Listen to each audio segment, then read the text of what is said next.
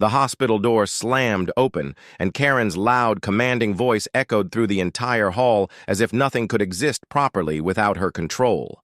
Everyone froze in shock, nurses, doctors, and patients alike, unable to comprehend the storm that had just entered. Karen's face radiated pride and intensity, and she tried to dominate every detail around her, each word a challenge to anyone in her path. "I will not wait.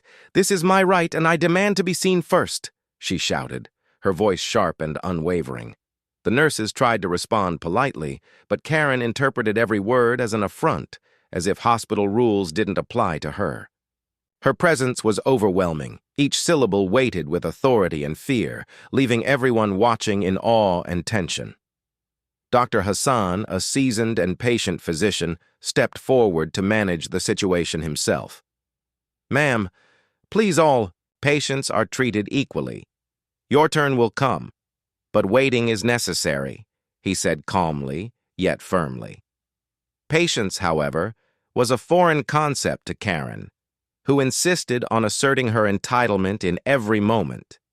She started creating chaos, intimidating nurses, doctors, and other patients alike, trying to bend the hospital to her will. At that moment, a small child was rushed into a nearby room in critical condition. Dr. Hassan immediately moved to attend, while the nurses did everything possible to stabilize the child.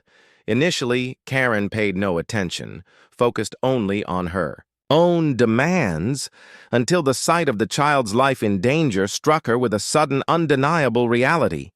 Some things are far more important than pride or entitlement. Her voice stopped mid-shout, and she instinctively helped the nurses, putting her arrogance aside. Within minutes, the child was stabilized, and the atmosphere in the hospital shifted completely. Karen, for the first time, recognized the weight of her selfishness and realized that everyone's rights mattered just as much as her own. The staff forgave her, and she promised to change her ways.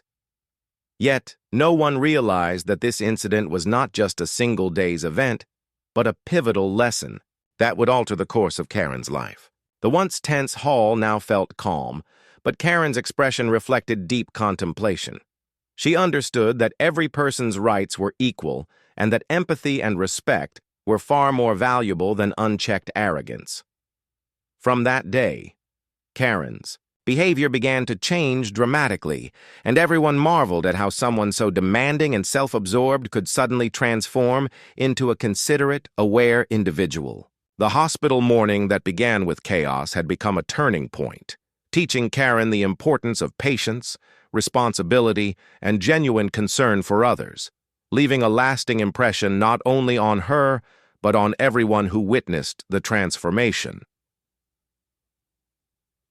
So, next morning, as sunlight streamed through the hospital windows and the halls echoed with the quiet rhythm of footsteps, Karen walked back inside, not as the loud, entitled woman who had stormed through those doors the day before, but as someone carrying a strange mix of humility and unease. The hook of yesterday's chaos still hung in the air. People remembered her face, her voice, her arrogance. Some patients whispered, pointing at her, while others averted their gaze, unsure if she would cause another scene.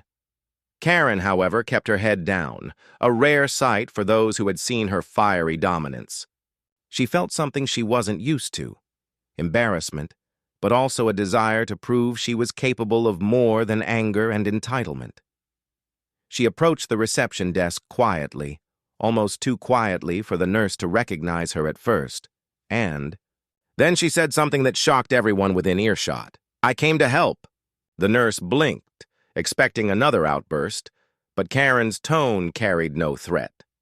The staff, hesitant but curious, allowed her to volunteer in small tasks, fetching water for patients, helping elderly visitors find their way, even sitting with a frightened child whose mother was undergoing surgery.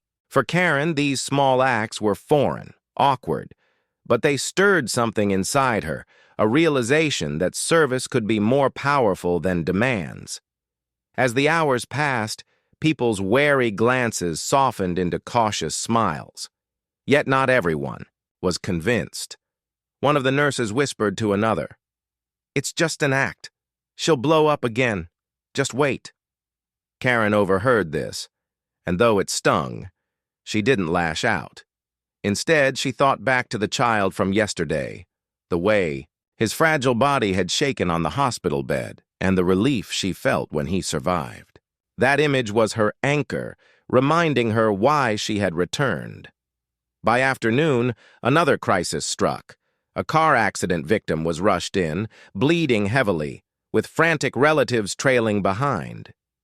The ER went into overdrive, doctors shouting for supplies, nurses scrambling. For a brief moment, Karen froze, fear clawing at her chest. She had no medical training, no official role, but then she remembered the words Dr. Hassan had spoken the day before. Patience is necessary. She realized patience wasn't about waiting quietly. It was about steadying yourself when chaos demanded clarity. With surprising composure, she stepped in to calm the victim's panicked family, guiding them to sit down, fetching tissues, repeating Dr. Hassan's reassurances. Her presence, instead of adding noise, now added calm. The transformation was so striking that one of the doctors later remarked, "I never thought she could be the one to quiet a storm." That evening, when the hospital finally slowed and the adrenaline ebbed, Karen sat in the waiting area, exhausted yet strangely fulfilled. Dr. Hassan approached her, his expression a mix of curiosity and respect. "You came back," he said simply. Karen nodded, her eyes lowered. "Yesterday, I thought everything was about me, but that child..." He showed me that some fights are worth letting go, because life itself is so fragile. Hassan smiled faintly. Humility is not weakness, Karen. It's strength that lifts others. For once, Karen had no rebuttal, no demand. She only absorbed the words, feeling their truth sink deep. As days turned into weeks, Karen became a familiar presence in the hospital, not as a source of conflict, but as an unlikely helper. People who once feared her now greeted her with nods, some even with gratitude. She never became perfect. Her temper sometimes flared, her tone sometimes sharpened, but there was a visible effort, a conscious change that people couldn't ignore.